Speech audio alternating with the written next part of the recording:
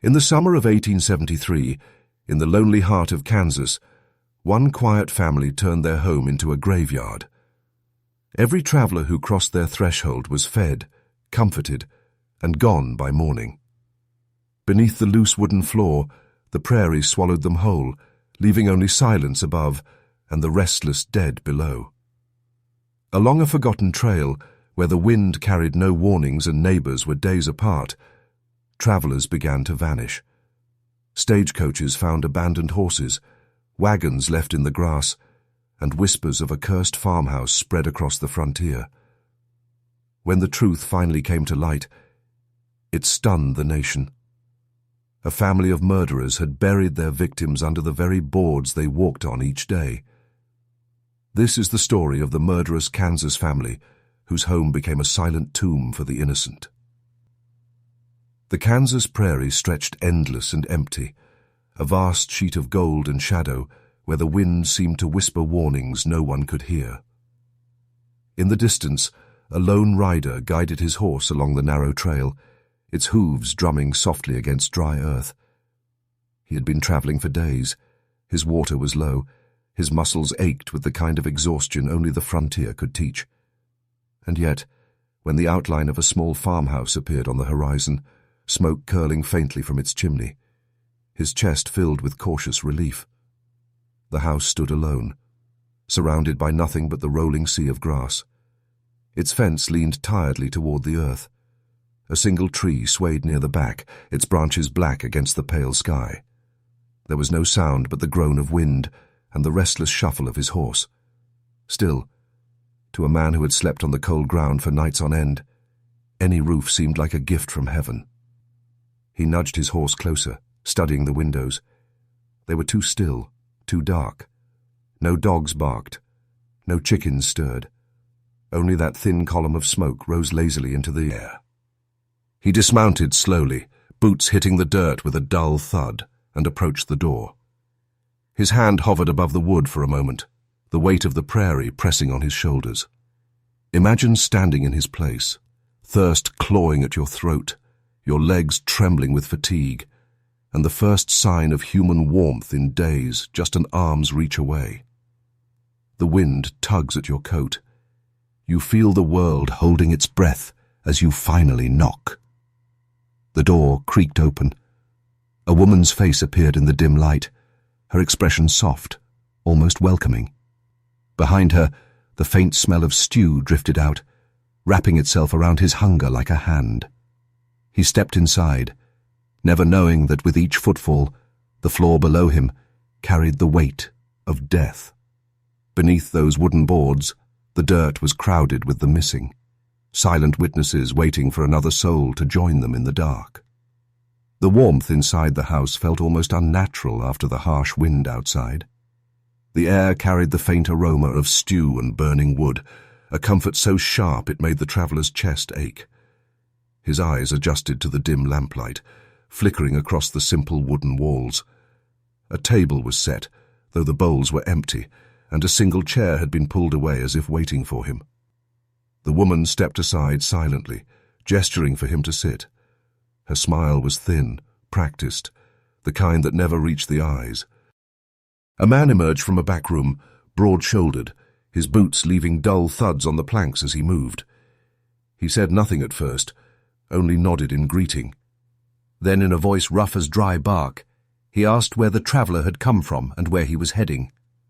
Standard frontier courtesy, but the questions landed heavy, as if the answers were already known. The traveller spoke politely, explaining his journey and the town he hoped to reach by week's end. The man nodded again, disappearing briefly before returning with a tin cup of water. It tasted faintly metallic, but the traveller drank eagerly, feeling life creep back into his limbs. He didn't notice the way the woman's eyes flicked toward the floorboards as he swallowed. He didn't notice the subtle give of the planks beneath his boots, or the hollow echo of his chair as it scraped against the wood. From outside, the wind pressed against the house, making it groan. Somewhere beneath the floor, the earth seemed to absorb the sound, swallowing every vibration in silence. The traveller thought only of warmth, of how good it felt to be under a roof again. He couldn't know that the house itself had been waiting for him, that his footsteps had joined a chorus of ghosts beneath the boards. The woman placed a hand on his shoulder and told him to rest. The man's heavy boots moved slowly behind him, and in that moment, the house felt like it was breathing, steady, patient, and alive. The traveller eased into the chair, the wood creaking beneath his weight, its sound echoing slightly in the quiet room. The man and woman moved with a calm rhythm, their faces unreadable in the shifting lamplight. A pot simmered softly on the stove, filling the room with the scent of onions and meat. Outside, the prairie wind hissed against the walls, as if trying to warn him that the silence inside was not safety, but a trap. The man set a bowl of stew in front of him and said little else. His movements were slow, deliberate, as though he had performed this ritual many times before. The traveller muttered his thanks, too tired and hungry to notice the way the man's eyes lingered on him. He ate with the quiet desperation of someone who had ridden for days, letting the warmth of the food lull him into a fragile sense of comfort. From beneath the table, a faint draught slipped up between the floorboards, carrying a damp, earthy smell. It was subtle, almost drowned out by the aroma of the stew. But it was there, a smell of ground that had been disturbed, of soil that had recently been opened and closed again. The traveller shifted his feet, unconsciously pressing against the floor that carried the weight of his fate. The woman offered a thin blanket and pointed to a small cot near the corner of the room. Her voice was gentle but detached, like she was repeating words she had spoken to many before him. The traveller stretched out on the cot, boots off, eyes heavy, unaware that he was lying above the secret graveyard that had been growing for months. As his breathing slowed, the lamplight flickered, and the shadows of the family stretched long across the walls. Somewhere below, the floor seemed to sigh, a hollow murmur that the prairie would never carry to another soul. By the time the wind rattled the windows again, the man and woman were only waiting for sleep to take hold, for footsteps to stop, for the floor to claim its next memory in silence. Night fell like a heavy curtain, swallowing the last line of the horizon. The wind quieted, and the house sank into a stillness so complete that even the prairie seemed to hold its breath. The traveller slept on the cot in the corner, his chest rising and falling in a slow rhythm, unaware that each breath was numbered. Lamplight flickered against the walls, then died, leaving the room lit only by the pale glow of moonlight seeping through the cracks in the shutters. The man and woman moved with a patience born of practice. The man's boots pressed softly against the planks, testing for creaks, while the woman lingered by the door, as if listening for a sound that would never come. He paused near the cot, his face cast in shadow, his hand tightening around the iron tool he carried. The floor seemed to anticipate the moment, groaning lightly under his weight, a hollow voice echoing through the earth below. The first sound that broke the silence was not a scream. It was a thud, quick, final, and absorbed by the room like it had happened 100 times before. The traveller never even opened his eyes. The woman knelt, her hands steady, while the man pried up a section of the floor with slow precision. Cool air rose from the dark opening, carrying the same damp, heavy scent the traveller had noticed hours earlier. Imagine leaning over that gap in the floor, the lantern trembling in your hand, and seeing the earth below carved into shallow pits. The dirt is uneven, pressed down by shapes that used to be men. In the faint light, the pits look like they are breathing. Together, they rolled the body into the hollow beneath the boards. The sound of soil shifting swallowed the act completely. Once the floor was replaced and the cot reset, the house looked untouched, as if it had never seen another soul. Outside, the prairie wind picked up again, carrying with it nothing but silence and the faintest scent of disturbed earth. Dawn broke over the Kansas prairie without ceremony. The first light of day rolled across the grasslands, touching the roof of the lonely farmhouse, but revealing nothing of the night before. The traveller's horse grazed quietly in the yard, tied to the fence as if its owner might step out at any moment. Inside, the house was neat, orderly, and silent, The man sat at the table sipping black coffee, the woman humming a faint, tuneless melody as she washed a single bowl. To anyone passing on the trail, it looked like a picture of frontier peace. By mid-morning, the horse was led to a side pen and tethered with the others, joining the small, unspoken collection of animals that would never leave. The family had developed a rhythm as steady as the wind. Travelers were rare enough that each arrival was a quiet event, a cycle they performed without hesitation, the knock, the meal, the rest, the silence, the floorboards lifting, and the earth taking another name from the trail. Days later, another rider approached, this one older, slower, with a wagon trailing behind him. He too would vanish, leaving his belongings scattered on the trail, and his name whispered in saloons and stagecoach stations. Soon, rumors began to flicker like weak flames along the route. Stories of men who set out and never arrived, of horses wandering back alone. But the prairie was a place of disappearance. Outlaws roamed the hills. Storms swallowed travelers without warning. Most men assumed misfortune, not murder. In town, a trader frowned as he counted the names of customers who never returned. A stagecoach driver remembered passing the same lonely farmhouse a week before, feeling the eyes of the land on him. These were fragments of suspicion, nothing more. The trail itself seemed to erase its witnesses. Beneath the farmhouse floor, the soil grew heavier. Each secret buried there pressed down on the boards, a weight no one could see. And the family, as quiet as the wind, waited for the next knock on the door. The floor of the farmhouse had begun to speak in its own way. Every step the family took sent a hollow note through the planks, a low, secretive murmur that only they could hear. At night, when the wind died and the prairie stilled, the boards seemed to sigh under the weight of the earth below. The house was more than shelter now. It was a partner in their silence, swallowing the evidence of every crime without complaint. The soil beneath the floor was dark and damp, disturbed so often that it no longer settled flat. Each burial was an act of grim routine. Lift the boards, carve the earth, press the body into its new home, and smooth the soil as if tucking it to sleep. The family worked without words, their movements synchronized from repetition. The man's shovel cut into the dirt with dull finality, while the woman's hands brushed soil from the floorboards before tea, replacing them, leaving the room spotless for the next guest. Outside, the prairie carried no trace of what was happening. Hawks circled lazily overhead, and the endless fields of grass swayed in the summer breeze. Travelers passed within miles, unaware that death waited not in ambush or battle, but behind a door that promised safety. One evening, the house creaked louder than usual, as the wind pressed against its frame. The family paused in their quiet work, listening to the boards shift, and the man muttered that the floor seemed restless. Beneath them, the disturbed soil exhaled the faint scent of dampness, mixing with the smoke from the chimney. To a stranger, it would be the smell of a frontier home. To the family, it was the smell of unfinished work.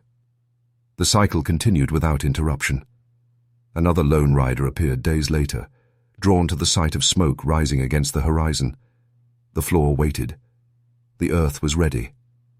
And somewhere in the distance, the wind carried the prairie's soft, indifferent whisper, a voice that would never warn the living. The prairie had a way of hiding its sins.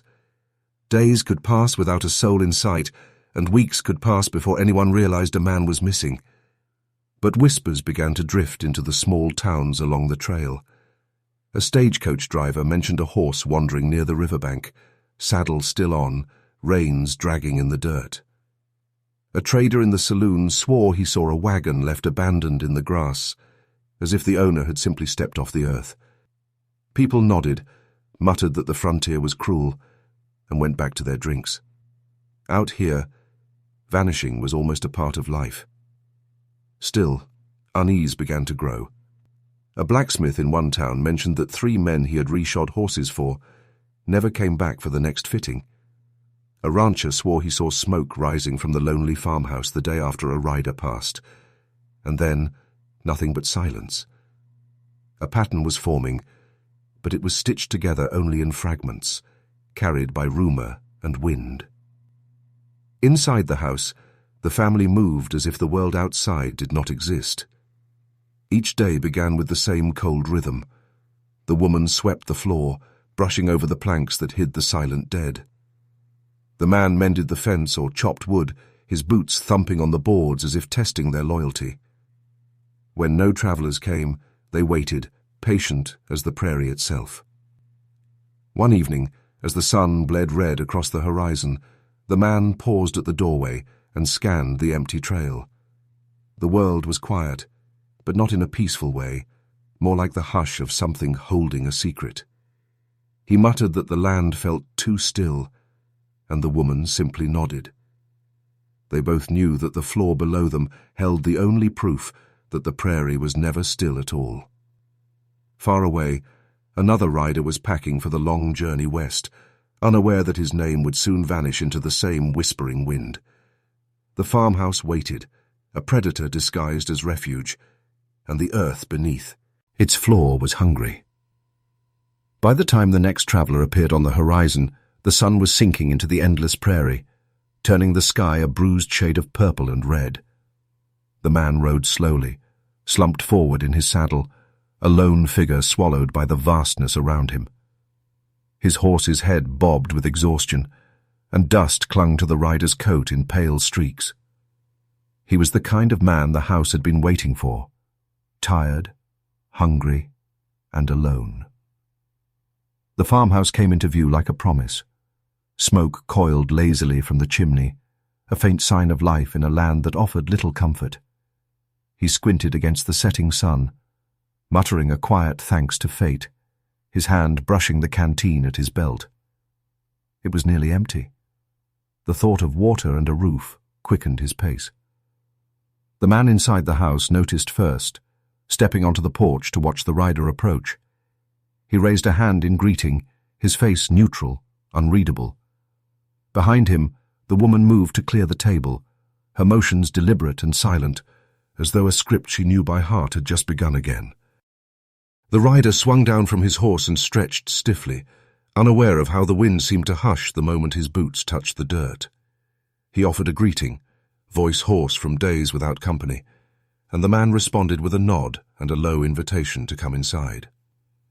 The floorboards groaned softly as the traveller crossed the threshold, the same sound that had welcomed others before him.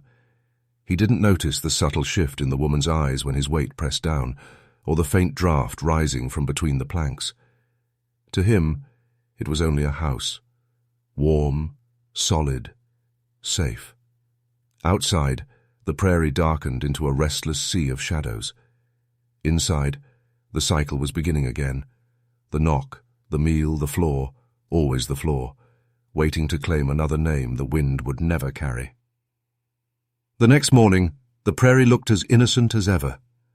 Sunlight rolled across the grasslands, painting the farmhouse in soft gold, as if the land itself refused to betray what had happened beneath that roof.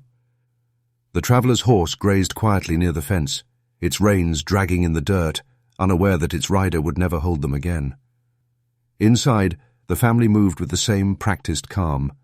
The woman swept the floor, the man mended a hinge on the door. It was a ritual of erasing, making the house look untouched, as though the night had passed without consequence. Days slipped by before anyone along the trail noticed another man gone. A stagecoach driver in town remarked that he had seen a lone rider headed west, but never saw him reach the next station. A rancher swore he had passed the same horse twice in a week, wandering without a master. The whispers began to braid together into something heavier, a sense that the prairie was swallowing men whole.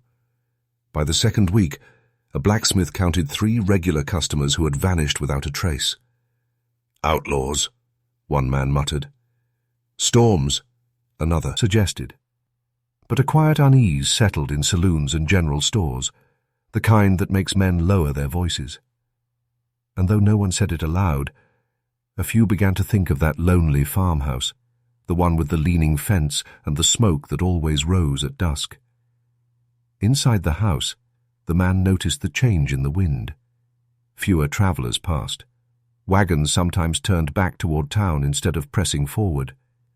He muttered to the woman that the land felt watched, and she only nodded, her eyes flicking to the floor, as if the boards could keep their secrets forever. Beneath those planks, the earth pressed against the wood in silence. The bodies of strangers lay in stillness, boots and coats caked in dirt, their stories ending in a room that smelled faintly of stew and smoke. The house waited, patient as ever, knowing that hunger would always drive another soul to its door. By late summer, the prairie's whispers had begun to grow teeth.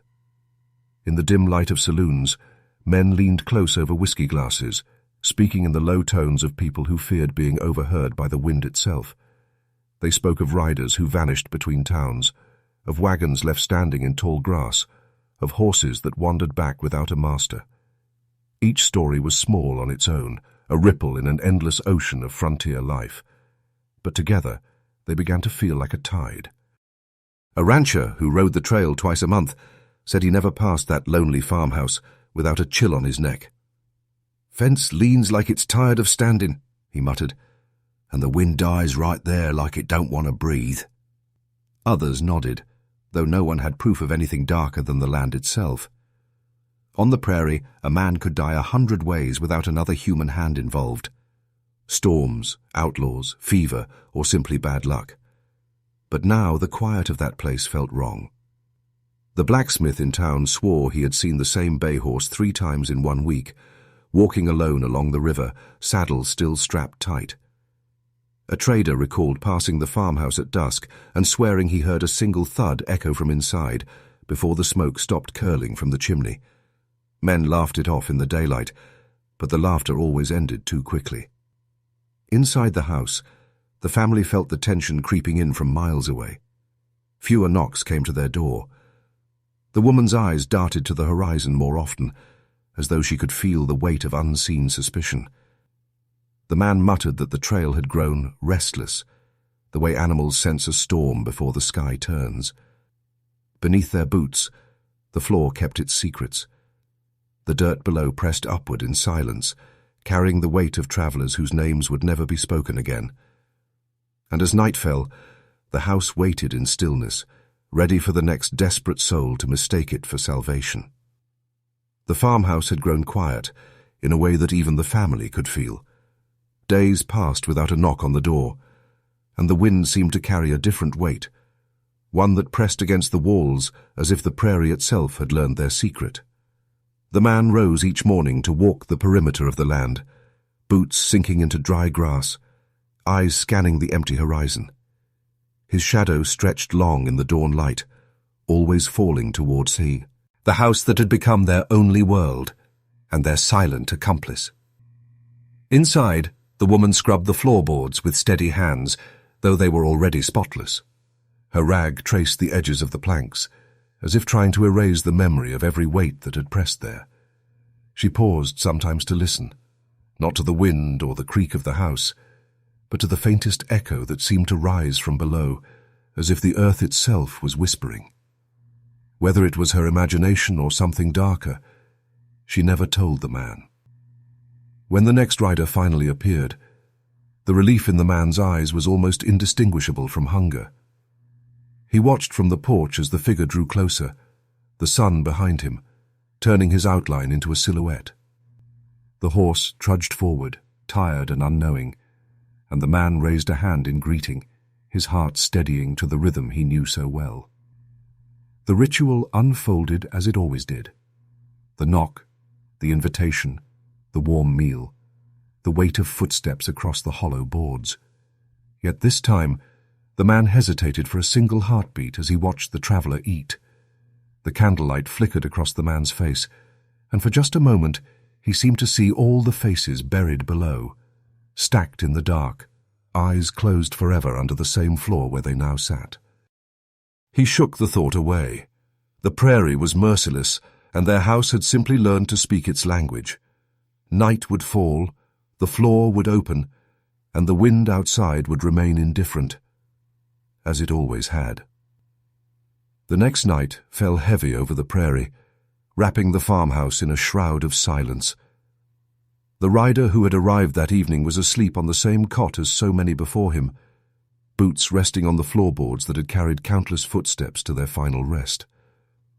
The man and woman moved through the house like shadows, their routine so familiar it required no words.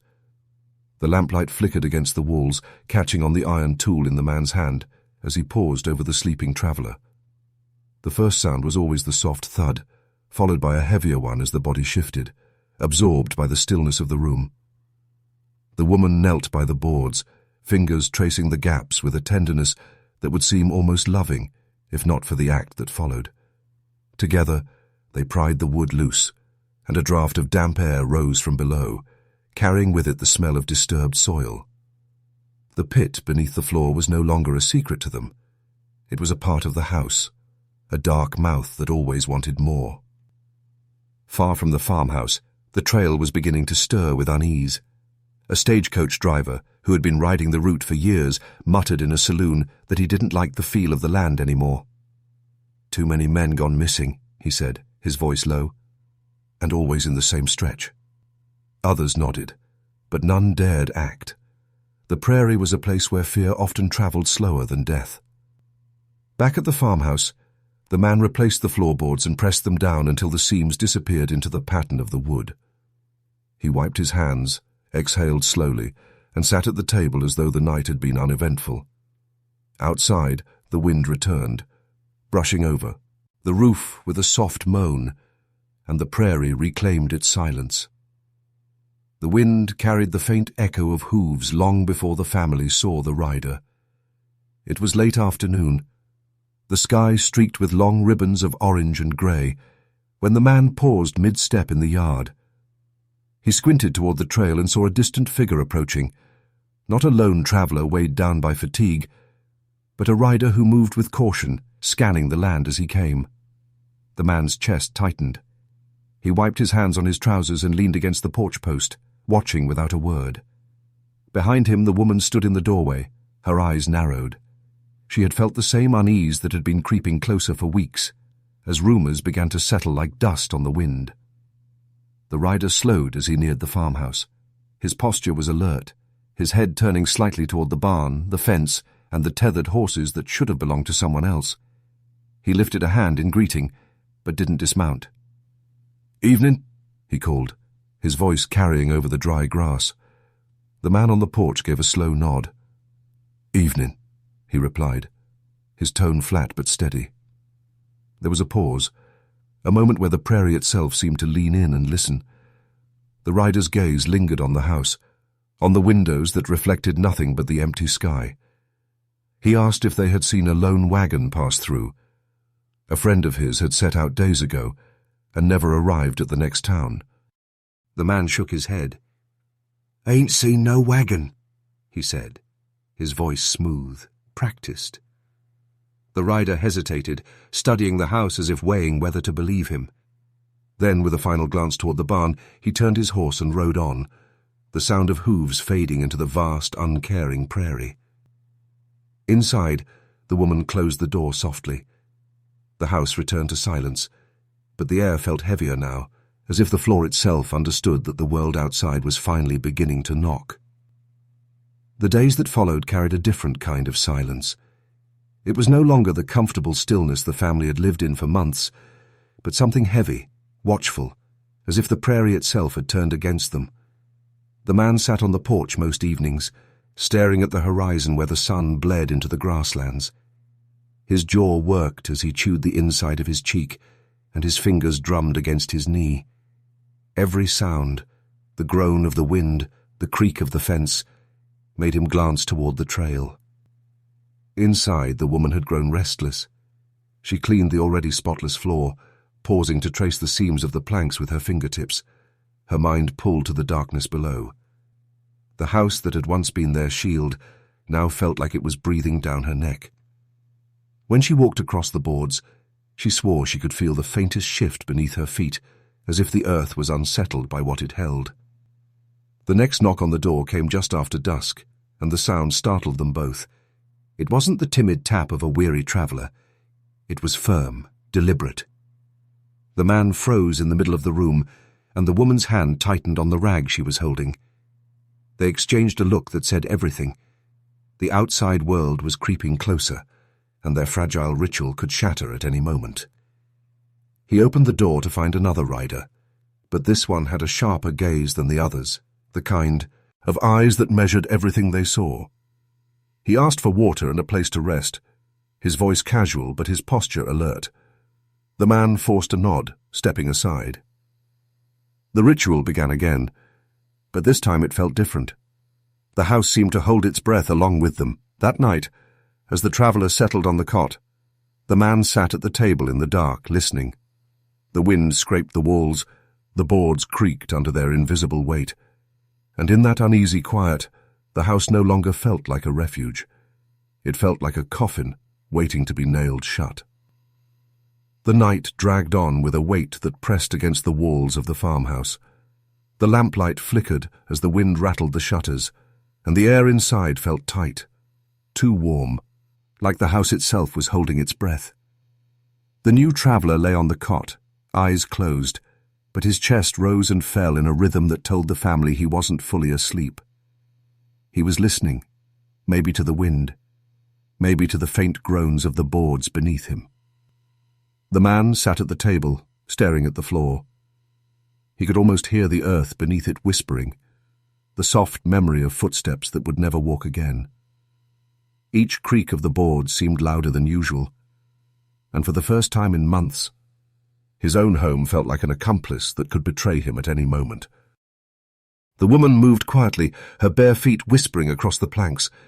She paused near the cot, her eyes flicking to the man. A silent question passed between them, and for once, the answer wasn't immediate. The wind outside rose, moaning against the walls, and a branch scraped along the roof with a sound like a nail across a coffin lid. Hours passed in that uneasy limbo, the family frozen in the ritual they had performed so many times. Finally, the man rose, moving toward the cot, iron tool in hand. But before he could take the first step, the floor let out a long, low groan, one that seemed to come from beneath, not above. It was as if the earth itself shifted under the weight of its secrets. The traveller stirred, opening his eyes for a brief second. The man froze, hand tight on the iron. In the faint light, their gazes met. For the first time in all the quiet killings, doubt slipped into the room like smoke. Outside, the prairie wind howled, as if it had seen everything. The hours before dawn were always the most dangerous. Darkness pressed against the windows like a living thing, and the prairie seemed to hold its breath, waiting. Inside the farmhouse, the man sat motionless in the corner, iron tool still in his hand, his eyes fixed on the cot. The traveller's breathing had slowed into something that could have been sleep, or a practiced stillness. Either way, the night stretched like a wire ready to snap. A sudden knock against the side of the house made the woman flinch. It wasn't a hand, just the wind or a loose branch. But in that moment it sounded like the prairie itself had found a voice. The man's jaw tightened. He could feel the floor beneath him carrying every vibration, the faint drip of water in the kitchen, the restless sigh of the traveller's shifting weight, the heartbeat of a home that had buried too much. The house had become a trap, not just for its victim, but for those who lived in it. The walls seemed closer now, the air thicker. The man thought of the bodies beneath his feet, their boots pressed into the dirt, their eyes closed forever under a sky they would never see again. For the first time, he felt the weight not as triumph, but as a warning. When the wind shifted, a faint metallic sound reached his ears from outside. Hooves, slow, deliberate, drawing closer. He stood, silent, and peered through the sliver of the window. Another rider approached the house, carrying a lantern that swayed with each step of his horse. This one was not a weary traveller. He moved like a man looking for something. The woman's breath caught in her throat. The traveller on the cot stirred, half awake now, sensing the shift in the air. The floor creaked beneath the man's boots as he stepped back from the window, every sound in the house suddenly too loud. Outside, the lantern glow bobbed closer, casting long, swaying shadows across the grass. The prairie had stopped pretending to be silent. It was delivering a visitor the family had hoped would never come. The lantern's glow grew larger in the darkness, bobbing with the rhythm of the approaching horse. Its light cut across the prairie grass in trembling streaks, catching the edges of the fence and glinting off the farmhouse windows. Inside, the man and woman stood frozen in the dim room, their world suddenly reduced to the creak of the floorboards and the faint hiss of wind slipping through the cracks. The traveller on the cot stirred fully awake now, sensing that something had shifted in the house. The horse came to a stop just yards from the porch. The rider was a broad man with a weathered face, his coat snapping in the wind. He held the lantern high, letting its light crawl across the farmhouse like a hand searching for secrets. For a long moment he didn't dismount. He simply sat in the saddle, studying the house, as though the prairie had already whispered its warning. "Evening," the rider called out, his voice steady but firm. The man on the porch forced himself to step outside, the wood groaning under his weight. He gave a small nod. "Evening," he answered, voice flat, practiced. The rider's gaze slid past him to the horse pen, where too many animals stood for a home that never seemed to have guests leaving. His eyes lingered on the windows, the leaning fence, and the way smoke no longer rose from the chimney. "I'm looking for my brother," he said finally. "He was riding west. Said he'd pass this way." The man swallowed, his throat tight. "Ain't seen him," he lied, words sharp in the cold air. For a heartbeat, the prairie went silent. The rider's lantern flickered, and the horse stamped once against the dirt. Inside, the woman's hand pressed against the doorframe, her knuckles white. Beneath her feet, the floor seemed to hum with the weight of the buried, as if the house itself was listening. The rider didn't move.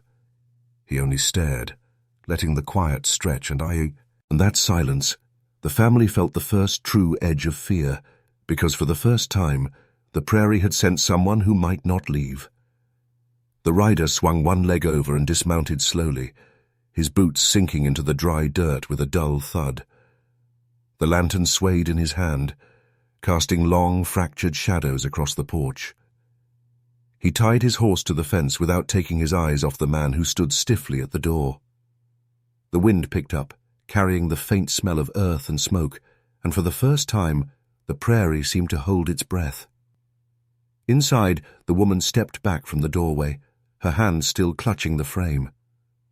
The traveller on the cot sat up, confusion in his eyes as he glanced between the door and the silent hosts. He sensed what he couldn't yet name, that he was caught in something far older and darker than bad luck. The rider mounted the steps with a heavy pace, each board of the porch groaning under his weight. He lifted the lantern, letting its light spill into the shadowed interior. His gaze swept the small room, the table, the chairs, the empty bowls, and finally, the floor. The boards were clean, too clean, the gaps between them dark like lines drawn on a map that led nowhere. "You folks got company tonight?" the rider asked, his voice calm but carrying an edge.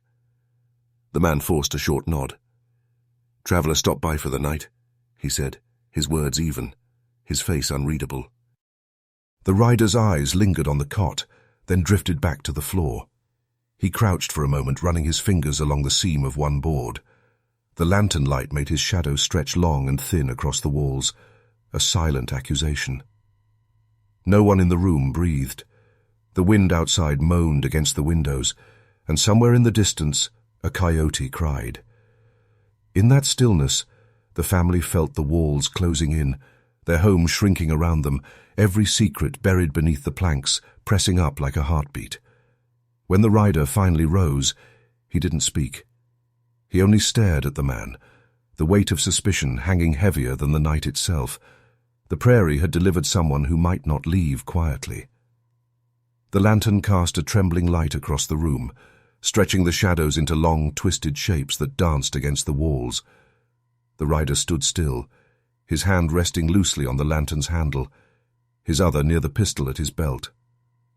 The man of the house stayed rooted by the table, his posture rigid, a thin sheen of sweat tracing down his neck. The woman lingered by the stove, silent, her eyes fixed on the floor, as if staring too long at the visitor might shatter their fragile deception. The traveller on the cot shifted, finally speaking in a soft, uncertain voice. "Something wrong?" he asked, his words trembling into the thick air. The rider's gaze moved to him, but only briefly. "Just asking about my brother," he said, his tone level but weighted. Then his eyes returned to the floor, to the faint unevenness where the boards met. His instincts told him something lived in this house that shouldn't. A coyote cried again in the distance, and the wind dragged the sound through the cracks in the windows. The rider took a step closer to the table, and the floor let out a low groan, not from age, but from the disturbed earth beneath. He paused, letting the sill, end stretched long enough to make the woman's knuckles whiten on the edge of the stove. "You folks have had many travellers pass through?" he asked, voice casual in shape, but sharp underneath. The man forced a slow nod. "Sometimes," he said. "Ain't many come this far." The rider studied him in the lantern's glow. For a moment the prairie outside felt alive, the wind scraping the walls like fingernails, the grass whispering against itself. The house was holding its secrets tight, but every creak of the boards sounded like a confession. Then, without warning, the rider bent slightly and tapped the floor with the toe of his boot. The hollow thud that answered him was soft but clear. His eyes rose, meeting the man's, and for the first time all night, no one in the room dared to move. The hollow thud of the rider's boot against the floor seemed to echo far louder than it should have, sinking into the room like a warning bell. The man of the house didn't flinch, but his jaw tightened ever so slightly. The woman's breath caught, so soft it was nearly swallowed by the moan of the wind outside. The traveller on the cot looked from face to face, his confusion turning to unease as he realized he was caught in a moment he didn't understand. The rider leaned on his lantern, letting its glow crawl over the boards. "Floor sounds kind of empty," he said casually, but his voice carried an edge like steel wrapped in velvet. He crouched again and ran his fingers along the seam between two planks, feeling the faint shift of wood over disturbed earth. The man forced a chuckle that sounded more like a cough. "Old house," he muttered. "Prairie wind works on it." The rider's eyes lifted slowly, locking with his, and for a heartbeat, the air in the room felt like it might shatter. No one moved. Even the wind outside seemed to pause at the window, listening. The house, once their accomplice, now felt like a living thing holding its breath.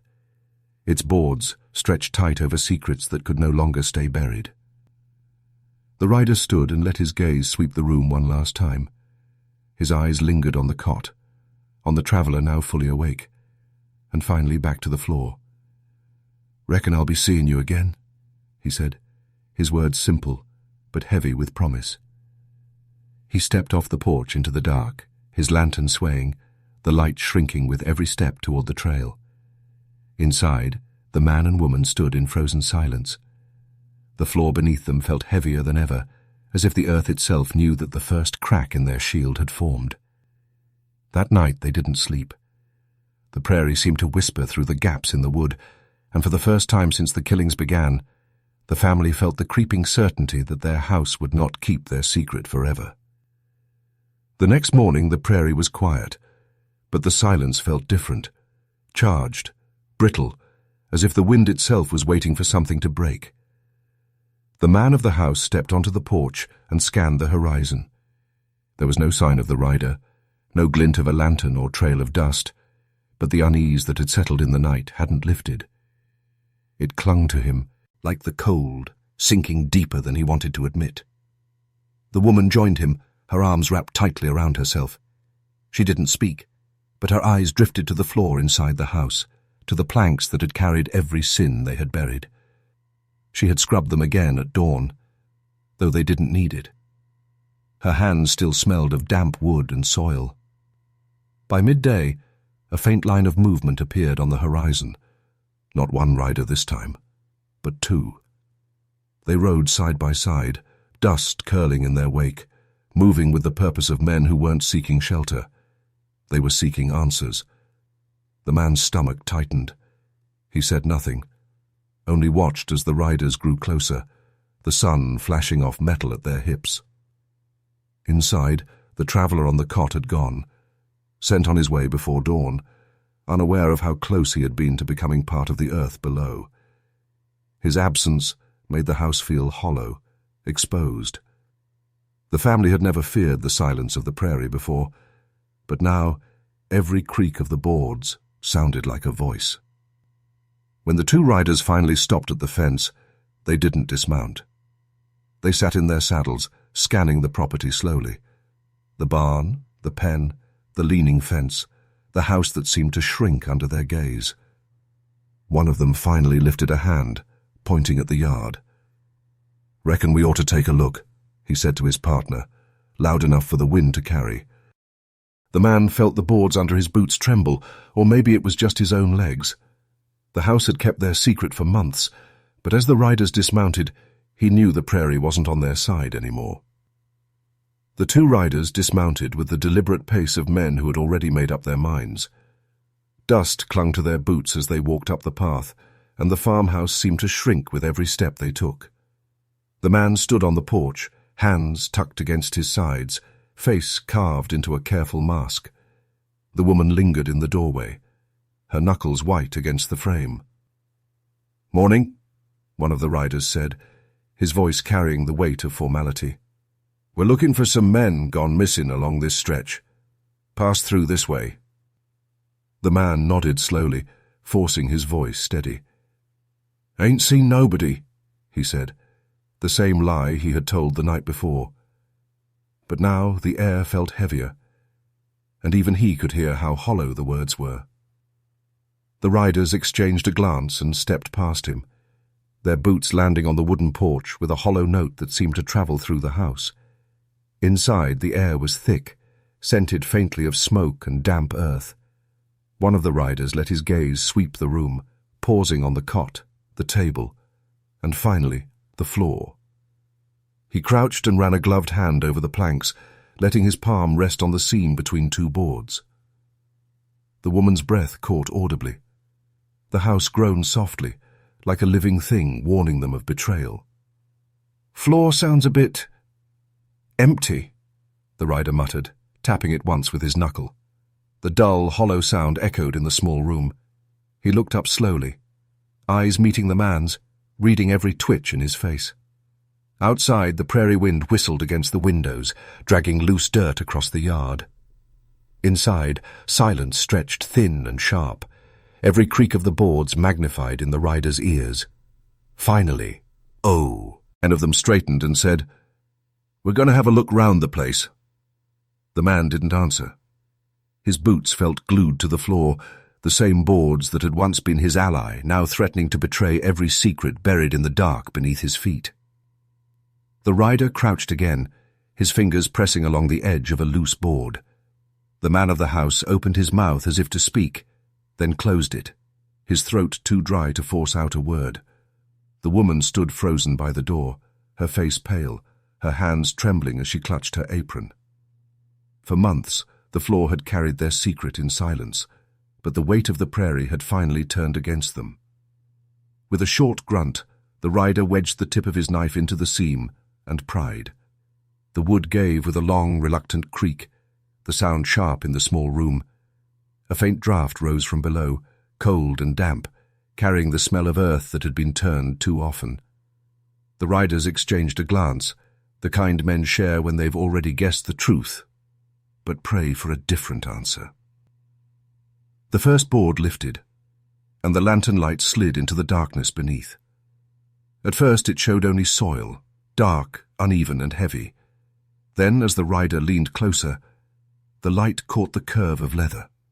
A boot. Its surface was caked with dried mud, and the faint outline of a leg disappeared into the dirt. Neither rider spoke. The man of the house stared at the floor, his eyes fixed but empty, as if the weight of months had finally settled on his shoulders. The woman let out a faint sound, something between a whimper and a sigh, and took a single step back.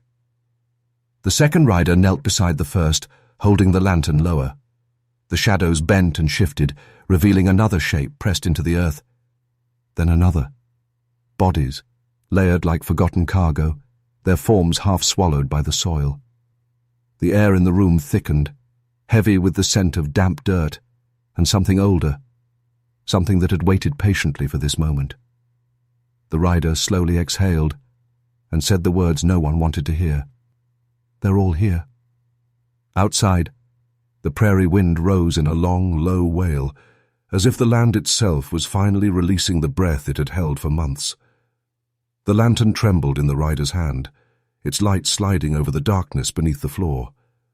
As more boards were pried free, the smell of damp earth thickened, curling into the room like a ghost that had been waiting to escape. The soil below was uneven, pocked with shallow depressions, and as the riders leaned closer, the shapes became undeniable. Bodies, pressed into the dirt, their outlines softened by time, but unmistakable. A leather boot protruded at an angle, its heel worn down by miles of travel. Beside it, the curve of a shoulder rose from the soil, a sleeve still clinging to the bone beneath.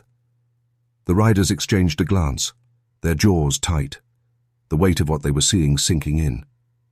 This wasn't an accident. This was a ritual. A house turned into a hunting ground, and a floor turned into a tomb. The man of the house stood rigid, staring down without a word. For the first time his shoulders sagged, and the fight drained from his eyes. The woman's hand slipped from the doorframe, and she sank into a chair, her gaze fixed, and on the gaping hole in the floor, as if she too were falling into it. One rider reached down with his gloved hand and brushed soil away from her face.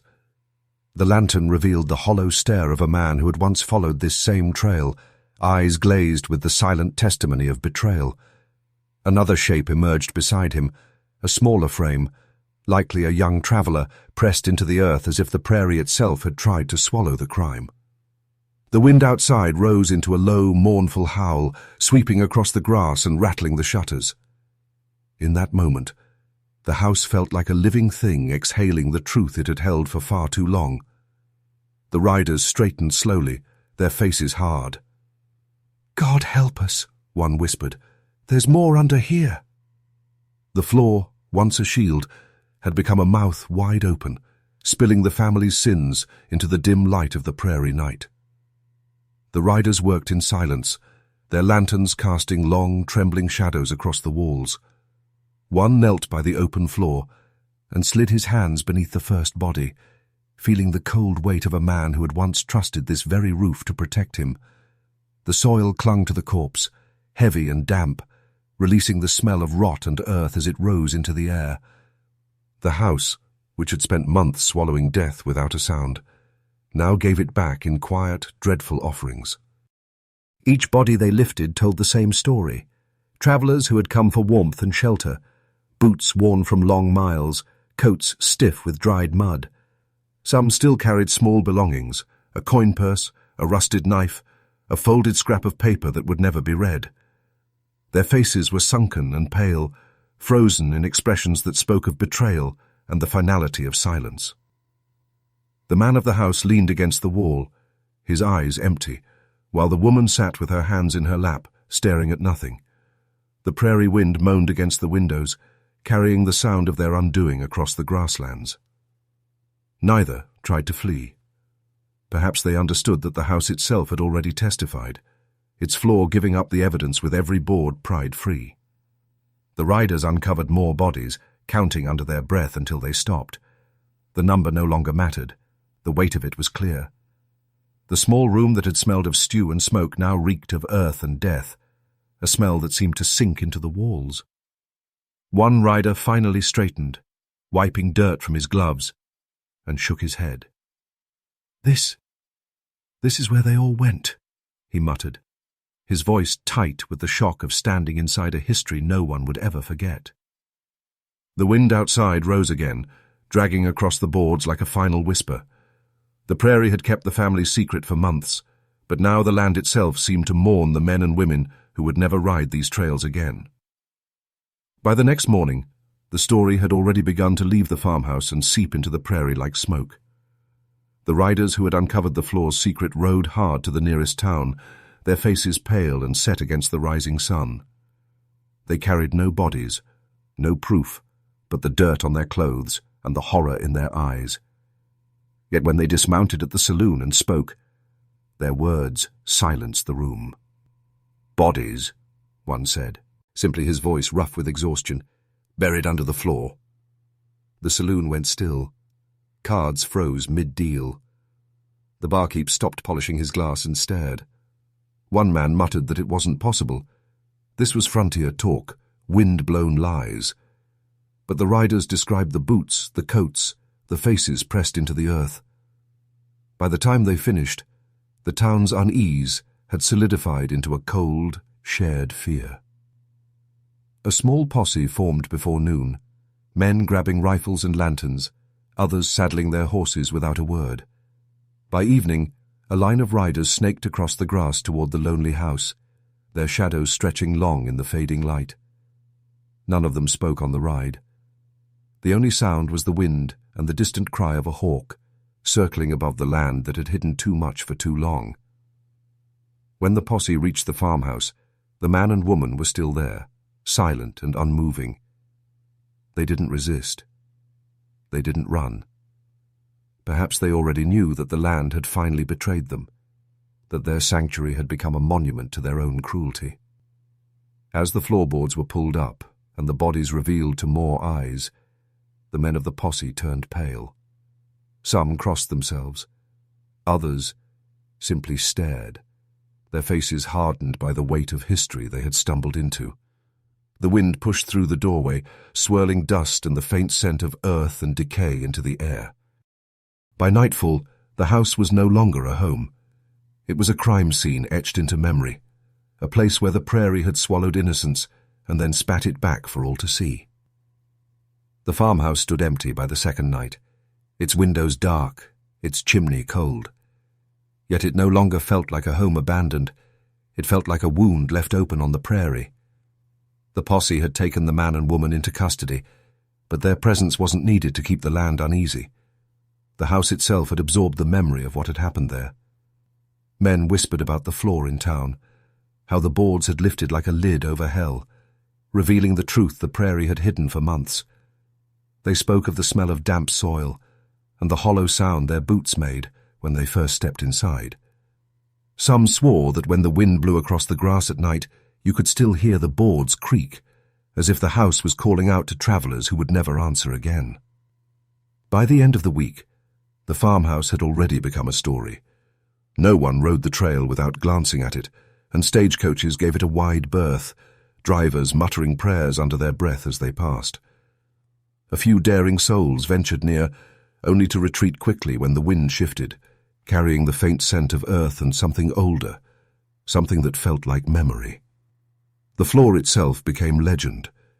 People claimed the boards were cursed, that they would groan even under the weight of no one at all, as though the buried men and women were still pressing up from below. Others said the dirt had never settled flat again, that the prairie refused to swallow the crime completely.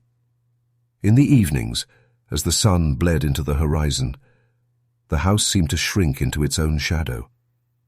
It had been a predator once, luring the desperate and the weary to their end. Now it was only a marker, a warning written in wood and soil, that not all warmth was mercy, and not all doors led to safety. The trial was swift, though no one needed words to convict them. The man and woman were led through the town in chains, their faces grey, their eyes fixed somewhere beyond the crowd. People spat curses, but most only watched in silence, their expressions hard with a mix of horror and fascination. Everyone knew that no punishment the law could give would be heavier than the land's memory of what they had done. Witnesses recounted the sight under the farmhouse floor, the boots, the coats, the empty faces pressed into the soil. Riders testified about the hollow sound of the boards, the damp smell of turned earth, and the way the lantern light had revealed the dead like shadows rising from the ground. Every word painted the same picture: a home transformed into a trap, and a family who had turned their survival into ritual murder. The verdict was inevitable. The frontier had no patience for such crimes. The family's name would be etched into the whispers of the prairie, not in the records of honor or labor, but in the dark stories men told over firelight to remind each other that safety was never guaranteed. Back at the trail, the farmhouse lingered, but no one lived there again. It became a waypoint of fear, a place people pointed to from a distance, its leaning fence and black windows marking a warning. Stagecoaches slowed as they passed, and some drivers swore they could hear the boards groan in the wind, as if the floor still remembered every footstep it had claimed. The prairie did not forgive easily. The grass would grow long around the house, the wind would sweep its walls, but no one would forget that a family had once buried travelers in the dirt beneath their own feet. The land itself had turned their story into a lesson, that trust on the frontier could be fatal, and that even the warmest light in the distance might lead you straight to the earth. Seasons turned, and the prairie began to reclaim the farmhouse. Grass climbed up around the leaning fence posts, and wind rattled the empty windows like a hand brushing over old bones. The trail that had once brought travelers to the door grew quieter, as if men instinctively avoided the place even without seeing it. Stagecoaches rolled by at a distance, wheels creaking, drivers glancing sideways but never slowing. They all knew the story now. Everyone on the frontier knew. The floorboards that had once hidden the dead warped with the weather, their seams widening like unhealed scars. When the wind howled through the hollow house, it carried a sound that locals swore was more than the prairie. It was the boards themselves groaning, the memory of the buried pressing up through the wood. At dusk, the shadows of the house stretched across the grass like long, reaching fingers. Years later, when the last remnants of the family's story had faded into rumor, the farmhouse still stood, stubborn and skeletal. Children dared each other to approach it, to step on the porch and hear the boards whisper beneath their feet. Some retted, earned pale, swearing that in the silence of the rooms they felt the weight of eyes watching from below. Others claimed the air inside smelled faintly of earth and smoke, like the night the floor first betrayed its secret. The prairie kept its legends well. The land remembered what men wished to forget. And in that memory, the farmhouse became more than wood and dirt. It became a warning stitched into the horizon, a tale told by wind and silence.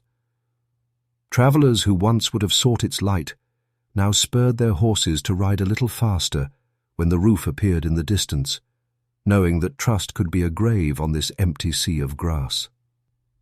Beneath the fading boards and the wild grass curling around its foundation, the earth lay still, heavy with the story it had swallowed, a story the wind would never quite let go. The farmhouse eventually surrendered to the prairie. Its roof sagged under storms, and its walls cracked under years of wind and silence. Yet even in ruin, it carried the memory of what had happened there. Travelers who rode the trail decades later said the land felt heavier near the property, as though the grass itself had absorbed the weight of all the men and women who had disappeared beneath that floor. When the sun dipped below the horizon, the house seemed to melt into shadow, its outline jagged and skeletal against the blood-red sky. The wind would slide through its empty windows and out through the warped seams in the floor, creating a long, low groan that some swore sounded almost human. Those who dared to step inside spoke of a cold that clung to their boots and the faint smell of soil that had once been disturbed by desperate hands. The prairie had long since reclaimed the bodies, but not the story. It lived in the whispers of stagecoach drivers, in the warnings passed down to children, in the way riders instinctively kept their distance when the broken silhouette of the farmhouse appeared in the distance. The land had written the family's name in its own language, a legacy of dirt, wind, and silence. And now, as you step away from this story, the question lingers like the wind across the grass. Would you have knocked on that door if you were riding alone through Kansas in 1873, thirsty, hungry, and desperate for warmth? Or would you have spurred your horse past the house, feeling the weight of the land's unspoken warning? If this story of the prairie's darkest secret kept you leaning closer to the shadows of history, Let me know in the comments what you would have done on that lonely trail. And for more journeys into the forgotten, the forbidden, and the macabre, subscribe to the Macabre Record, like this video, and ring the bell. So the next time the past whispers its darkest truths, you'll be here to listen.